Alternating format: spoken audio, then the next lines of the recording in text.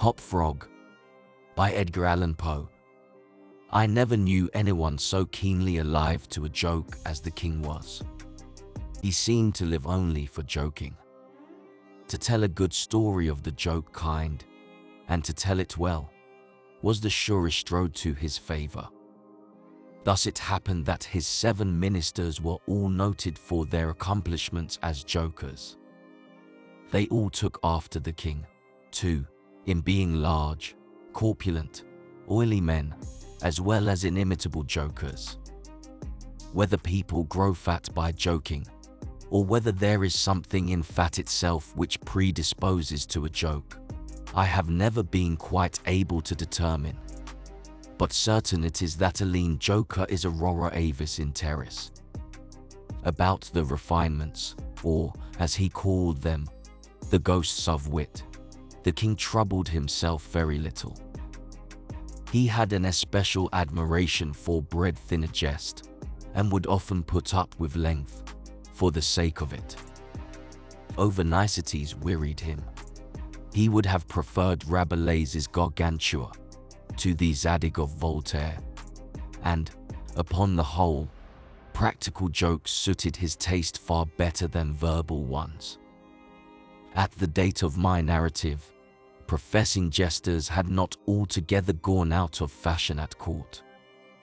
Several of the great continental powers still retained their fools, who wore motley, with caps and bells, and who were expected to be always ready with sharp witticisms, at a moment's notice, in consideration of the crumbs that fell from the royal table.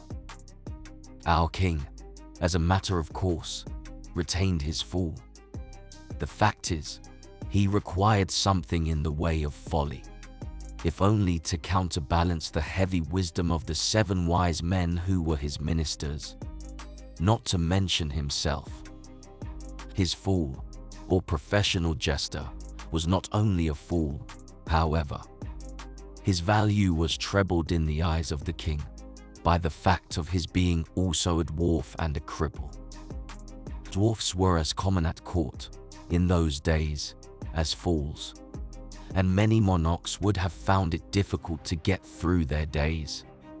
Days are rather longer at court than elsewhere, without both a jester to laugh with and a dwarf to laugh at.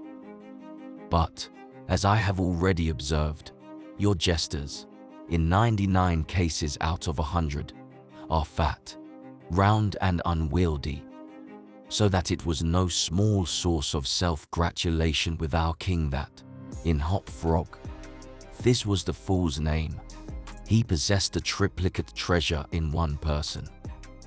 I believe the name Hop Frog was not that given to the dwarf by his sponsors at baptism, but it was conferred upon him by general consent of the several ministers, on account of his inability to walk as other men do. In fact, Hop Frog could only get along by a sort of interjectional gait, something between a leap and a wriggle, a movement that afforded illimitable amusement, and of course consolation, to the king, for notwithstanding the protuberance of his stomach and a constitutional swelling of the head, the king, by his whole court, was accounted a capital figure. But although Hop Frog, through the distortion of his legs, could move only with great pain and difficulty along a road or floor, the prodigious muscular power which nature seemed to have bestowed upon his arms, by way of compensation for deficiency in the lower limbs, enabled him to perform many feats of wonderful dexterity, where trees or ropes were in question, or anything else to climb. At such exercises he certainly much more resembled a squirrel, or a small monkey, than a frog. I am not able to say, with precision, from what country Hop Frog originally came. It was from some barbarous region, however, that no person ever heard of a vast distance from the court of our king. Hop Frog, and a young girl very little less dwarfish than himself, although of exquisite proportions, and a marvelous dancer, had been forcibly carried off from their respective homes in adjoining provinces and sent as presents to the king by one of his ever-victorious generals. Under these circumstances, it is not to be wondered at that a close intimacy arose between the two little captives. Indeed, they soon became sworn friends. Hop Frog, who, although he made a great deal of sport, was by no means popular, had it not in his power to render Tripita many services. But she, on account of her grace and exquisite beauty, although a dwarf, was universally admired and petted. So she possessed much influence, and never failed to use it, whenever she could, for the benefit of Hop Frog.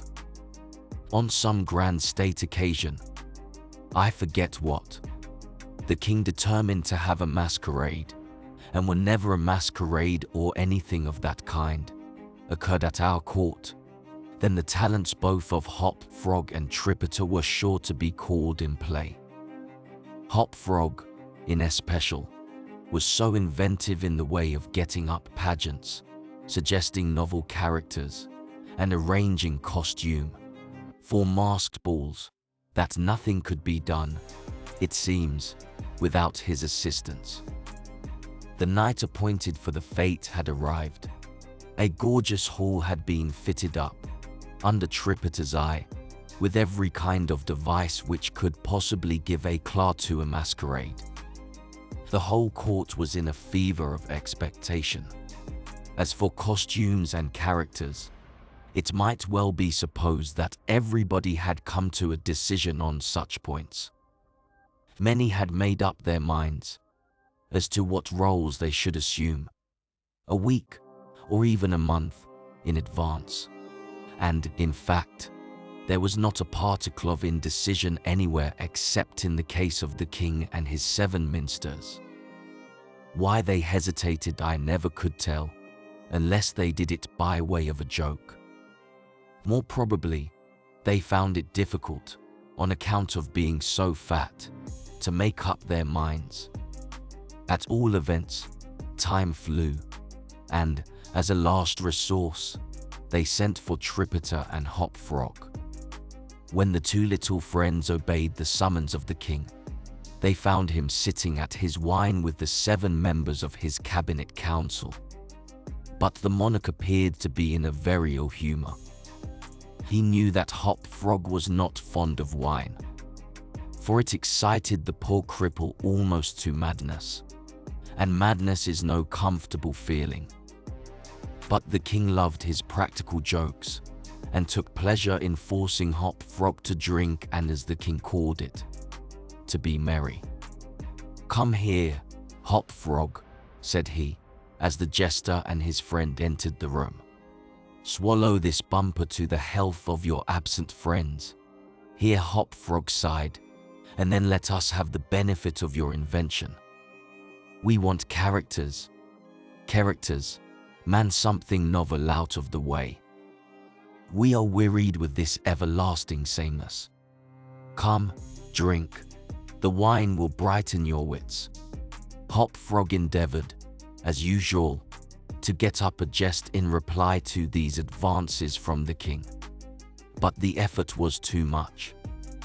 It happened to be the poor dwarf's birthday, and the command to drink to his absent friends forced the tears to his eyes. Many large, bitter drops fell into the goblet as he took it, humbly, from the hand of the tyrant. "Ah, ha, ha, ha," roared the latter, as the dwarf reluctantly drained the beaker. "See what a glass of good wine can do. Why, your eyes are shining already, poor fellow." His large eyes gleamed, rather than shone, for the effect of wine on his excitable brain was not more powerful than instantaneous. He placed the goblet nervously on the table, and looked round upon the company with a half-insane stare. They all seemed highly amused at the success of the king's joke. "And now to business," said the Prime Minister, a very fat manual. "Yes," said the king. "Come, Hop Frog, lend us your assistance. Characters, my fine fellow. We stand in need of characters, all of us, ha. Ha, ha." And as this was seriously meant for a joke, his laugh was chorused by the 7. Hop Frog also laughed, although feebly and somewhat vacantly. "Come, come," said the king, impatiently. "Have you nothing to suggest?" "I am endeavoring to think of something novel," replied the dwarf, abstractedly, for he was quite bewildered by the wine. "Endeavoring?" cried the tyrant, fiercely. "What do you mean by that? Ah, I perceive. You are sulky, and want more wine. Here, drink this." And he poured out another goblet full and offered it to the cripple, who merely gazed at it, gasping for breath. "Drink, I say," shouted the monster, "or by the fiends." The dwarf hesitated. The king grew purple with rage. The courtiers smirked. Tripita, pale as a corpse, advanced to the monarch's seat and, falling on her knees before him, implored him to spare her friend. The tyrant regarded her, for some moments, in evident wonder at her audacity. He seemed quite at a loss what to do or say, how most becomingly to express his indignation. At last, without uttering a syllable, he pushed her violently from him and threw the contents of the brimming goblet in her face. The poor girl got up as best she could, and, not daring even to sigh, resumed her position at the foot of the table. There was a dead silence for about half a minute, during which the falling of a leaf or of a feather might have been heard. It was interrupted by a low, but harsh and protracted grating sound which seemed to come at once from every corner of the room. What are you making that noise for?" demanded the king, turning furiously to the dwarf. The latter seemed to have recovered, in great measure, from his intoxication, and looking fixedly but quietly into the tyrant's face, merely ejaculate, I, how could it have been me?" "The sound appeared to come from without," observed one of the courtiers. "I fancy it was the parrot at the window, wetting his bill upon his cage wires." "True," replied the monarch, as if much relieved by the suggestion. "But, on the honor of a knight, I could have sworn that it was the gritting of this vagabond's teeth." Hereupon the dwarf laughed. King was too confirmed a joker to object to anyone's laughing, and displayed a set of large, powerful, and very repulsive teeth. Moreover, he avowed his perfect willingness to swallow as much wine as desired. The monarch was pacified, and having drained another bumper with no very perceptible ill effect, Hop Frog entered at once, and with spirit, into the plans for the masquerade.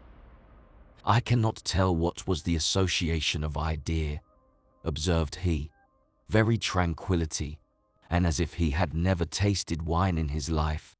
"But just after your majesty had struck the girl and thrown the wine in her face, just after your majesty had done this, and while the parrot was making that odd noise outside the window, there came into my mind a capital diversion. One of my own country frolics, often enacted among us at our masquerades, but here it will be new altogether. Unfortunately, however, it requires a company of 8 persons, and here we are," cried the king, laughing at his acute discovery of the coincidence. 8 to a fraction. I and my 7 ministers. "Come, what is the diversion?" "We call it," replied the cripple, "the 8 chain door on Jiaotang's, and it really is excellent sport if well enacted." "We will enact it," remarked the king, drawing himself up and lowering his eyelids. "The beauty of the game," continued Hop Frog, "lies in the frighted occasions among the women." "Capital," roared in chorus the monarch and his ministry. "I will equip you as orangutangs," proceeded the dwarf. "Leave all that to me. The resemblance shall be so striking that the company of masqueraders will take you for real beasts, and of course, they will be as much terrified as astonished." "Oh, this is exquisite," exclaimed the king. "Hop Frog, I will make a man of you. The chains are for the purpose of increasing the confusion by their jangling. You are supposed to have escaped, en masse, from your keepers.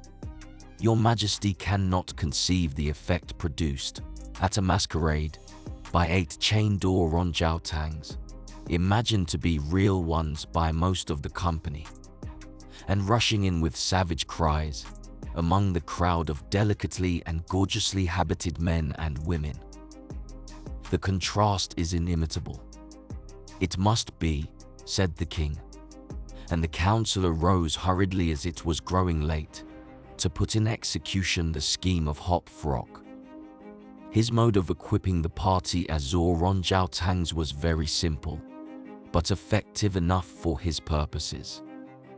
The animals in question had, at the epoch of my story, very rarely been seen in any part of the civilized world, and as the imitations made by the dwarf were sufficiently beast-like and more than sufficiently hideous, their truthfulness to nature was thus thought to be secured. The king and his ministers were first encased in tight-fitting stockinette shirts and drawers. They were then saturated with tar. At this stage of the process, someone of the party suggested feathers, but the suggestion was at once overruled by the dwarf, who soon convinced the 8, by ocular demonstration, that the hair of such a brute as the orangutan was much more efficiently represented by flax. A thick coating of the latter was accordingly plastered upon the coating of tar. A long chain was now procured. First, it was passed about the waist of the king and tied, then about another of the party and also tied, then about all successively in the same manner. When this chaining arrangement was complete, and the party stood as far apart from each other as possible, they formed a circle. And to make all things appear natural, Hop Frog passed the residue of the chain into diameters at right angles across the circle, after the fashion adopted at the present day by those who capture chimpanzees or other large apes in Borneo. The grand saloon in which the masquerade was to take place was a circular room, very lofty, and receiving the light of the sun only through a single window at top. At night season, for which the apartment was especially designed, it was illuminated principally by a large chandelier, depending by a chain from the center of the skylight, and lowered or elevated by means of a counterbalance as usual. But in order not to look unsightly, this latter passed outside the cupola and over the roof. The arrangements of the room had been left to Tripita's superintendence, but, in some particulars, it seems, she had been guided by the calmer judgment of her friend the dwarf. At his suggestion it was that, on this occasion, the chandelier was removed. Its waxen drippings which, in weather so warm, it was quite impossible to prevent, would have been seriously detrimental to the rich dresses of the guests, who, on account of the crowded state of the saloon, could not all be expected to keep from out its center, that is to say, from under the chandelier. Additional sconces were set in various parts of the hall, out of the way, and a flambeau, emitting sweet odor, was placed in the right hand of each of the caryatides that stood against the wall, some 50 or 60 altogether. The 8 orang-outans, taking Hop Frog's advice, waited patiently until midnight when the room was thoroughly filled with masqueraders before making their appearance. No sooner had the clock ceased striking, however, than they rushed, or rather rolled in, all together, for the impediment of their chains caused most of the party to fall, and all to stumble as they entered. The excitement among the masqueraders was prodigious, and filled the heart of the king with glee. As had been anticipated, there were not a few of the guests who supposed the ferocious-looking creatures to be beasts of some kind in reality, if not precisely orang-outans. Many of the women swooned with affright, and had not the king taken the precaution to exclude all weapons from the saloon, his party might soon have expiated their frolic in their blood. As it was, a general rush was made for the doors, but the king had ordered them to be locked immediately upon his entrance, and, at the dwarf's suggestion, the keys had been deposited with him. While the tumult was at its height, and each masquerader attentive only to his own safety, for, in fact, there was much real danger from the pressure of the excited crowd, the chain by which the chandelier ordinarily hung, and which had been drawn up on its removal, might have been seen very gradually to descend, until its hooked extremity came within 3 feet of the floor. Soon after this, the king and his 7 friends, having reeled about the hall in all directions, found themselves, at length, in its center, and, of course, in immediate contact with the chain. While they were thus situated, the dwarf, who had followed closely at their heels, inciting them to keep up the commotion, took hold of their own chain at the intersection of the 2 portions which crossed the circle diametrically and at right angles. Here, with the rapidity of thought, he inserted the hook from which the chandelier had been wont to depend, and, in an instant, by some unseen agency, the chandelier chain was drawn so far upward as to take the hook out of reach, and, as an inevitable consequence, to drag the orang-outans together in close connection, and face to face. The masqueraders, by this time, had recovered, in some measure, from their alarm, and, beginning to regard the whole matter as a well-contrived pleasantry, set up a loud shout of laughter at the predicament of the apes. "Leave them to me," now screamed Hop Frog, his shrill voice making itself easily heard through all the din. "Leave them to me. I fancy I know them. If I can only get a good look at them, I can soon tell who they are." Here, scrambling over the heads of the crowd, he managed to get to the wall, when, seizing a flambeau from one of the caryatides, he returned, as he went, to the center of the room, leaped, with the agility of a monkey, upon the king's head and thence clambered a few feet up the chain, holding down the torch to examine the group of orang-outans, and still screaming, "I shall soon find out who they are." And now, while the whole assembly, the apes included, were convulsed with laughter, the jester suddenly uttered a shrill whistle, when the chain flew violently up for about 30 feet, dragging with it the dismayed and struggling orang-outans, and leaving them suspended in midair between the skylight and the floor.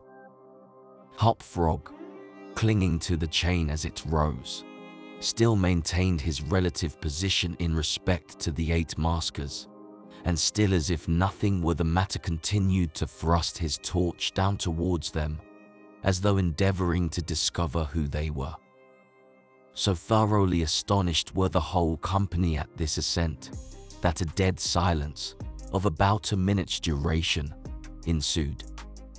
It was broken by just such a low, harsh, grating sound as had before attracted the attention of the king and his council lords, when the former threw the wine in the face of Tripita. But, on the present occasion, there could be no question as to whence the sound issued. It came from the fang-like teeth of the dwarf, who ground them and gnashed them as he foamed at the mouth, and glared, with an expression of maniacal rage, into the upturned countenances of the king and his 7 companions. "Aha!"